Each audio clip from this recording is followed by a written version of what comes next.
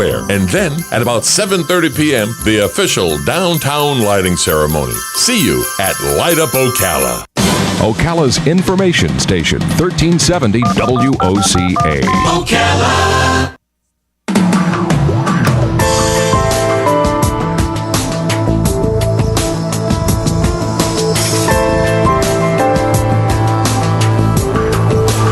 All right, 25 minutes before 11 o'clock. When I was a kid in school, I wasn't that good in history class, but the exception was when the teacher would tell us about history and kind of make it a story, or maybe they would bring in that 16 millimeter projector and show us a movie that told a story. And I can remember real clearly when I was a kid, it was George Washington went to this bar in Lower Manhattan and got drunk when he retired. And so a couple of weeks ago when I was in New York with my son, I said, I have this vague memory. I wasn't good at history, but I think George Washington got drunk, and let's see if we can find that bar. And long story short, we found the bar, and it was kind of cool. And I don't know what that has to do with anything, but it does have to do with using stories to teach history. Our next guest takes us back in time to learn the early beginnings of football. So time travel, football, a great storyteller, all comes together in this book that we're going to learn about right now called Blowback '07. Brian Meehl is on the phone. He's a 3-time Emmy Award-winning writer for the television shows The Magic School Bus and Between the Lions. And he had his hand up in the air, I think, a puppeteer on Sesame Street, it says here, in Jim Henson's films, including The Dark Crystal, and an author which starred reviews in Publishers Weekly, a Junior Library Guild selection, and a blue ribbon from Bulletin for the Center for Children's Books. So what a list of credentials to introduce him with. Brian Meehl, good morning, sir. How are you? Hello, Larry. Thank you for all of that. That's wonderful. Yeah. I like the idea that you're taking us back in time and we're learning from it. Well, your little introduction about the George Washington thing was great because I think of history as the gateway drug to historical fiction. Because history is just so fascinating and filled with stuff, but sometimes you got to dig for it. And in my school days, I remember, the sidebar material on the side of the history book. That was usually the best stuff. Yeah.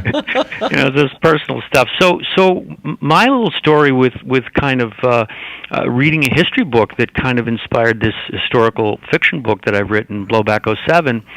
I read a nonfiction book called The Real All-Americans by Sally Jenkins, who's a sports reporter for the Washington Post.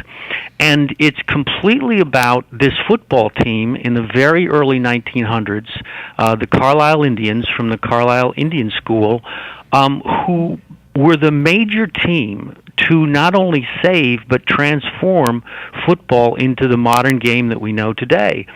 And I just got so enamored of this book. It's about how the game was incredibly brutal and very fatal in the 1890s and early 1900s. By example, 25 players were killed during playing the game in 1903. 18 died from injuries in 1905. Wow! And this is just the Ivy Leagues. There was no NFL at this time. Football was an Ivy League sport, and was beginning to spread to the Wild West, as they called it, which is now the Midwest. But the game was so violent that Teddy Roosevelt at the time said, you guys have to reform the game and make it safer, or I'm going to ban it. I'm going to abolish it. So even in today's perspective of some of the safety issues with football, there's this incredible echo of the game was almost banned back in 1905.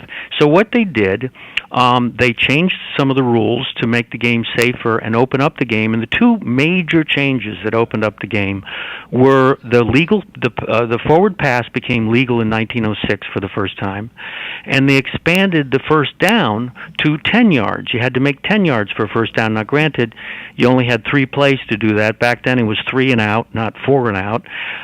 And both those changes were designed to encourage open running, get the pass game going, and get it away from this brawl in the middle of the field, and which was, killing people.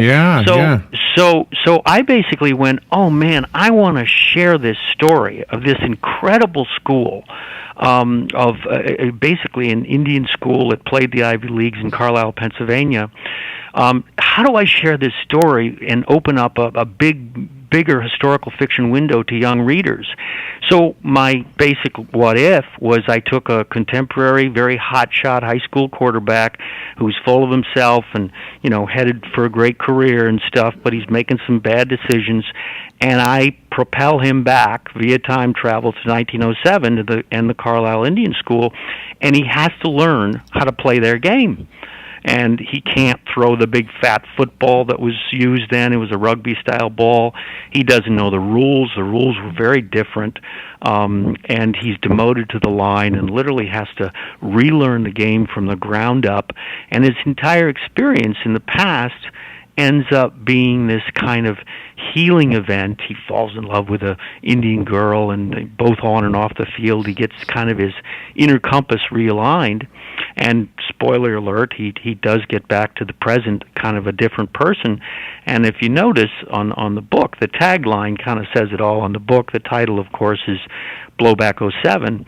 And the tagline is, "When the only way forward is back." I love that. Yeah, Very clever. yeah.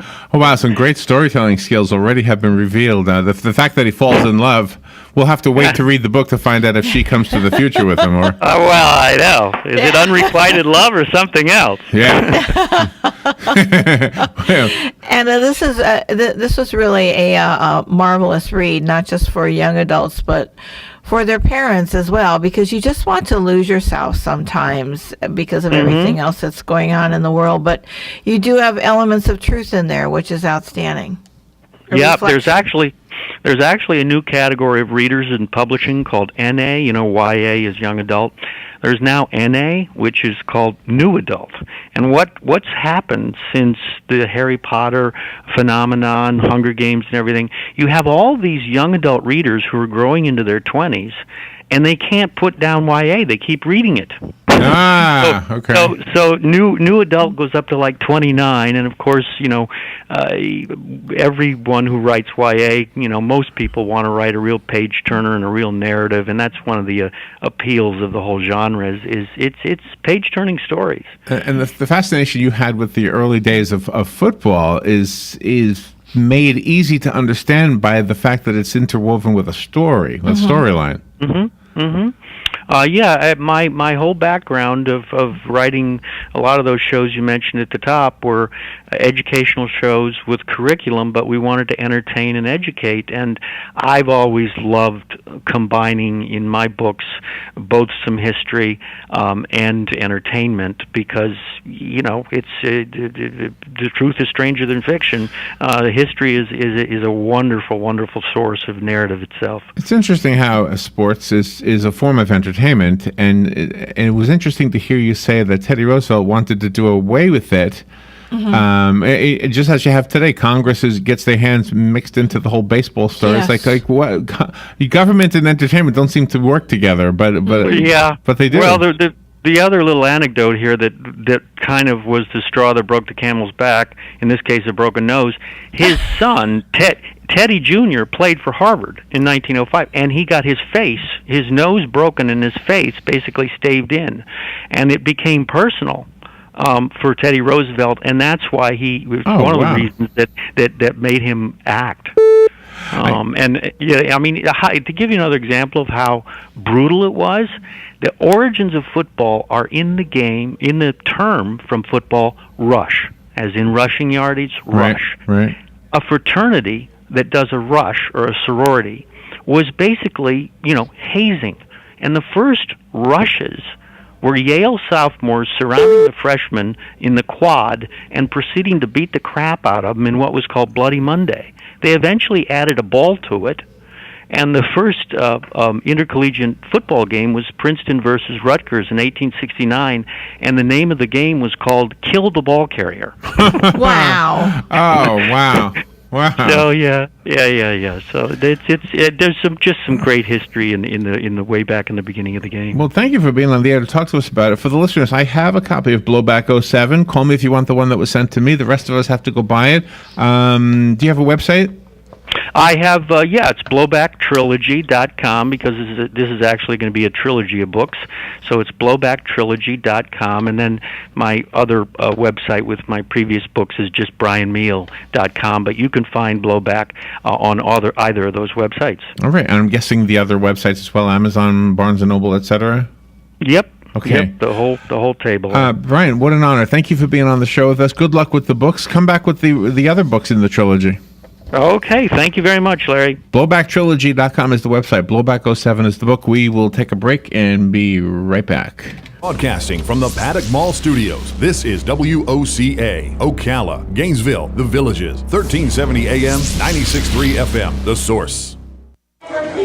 Attention passengers for Flight 1370. The plane has been delayed at its departure point and will be at least 2 hours late. We apologize for any inconvenience. Are you serious? It took us over an hour to get here, 2 hours going through security and getting our tickets, and now we have to wait another 2 hours. Yeah, it's beautiful here, but we're inside this overcrowded airport all day because the plane is stuck in bad weather. This is the last time we ever do this. When we get back, we're going to Ocala Aviation and getting our pilot's license. Yeah, we've been talking about that long enough. It's about time we did it. Then we could just fly ourselves and never have to deal with this mess again. Right. No long lines, no full body groping security.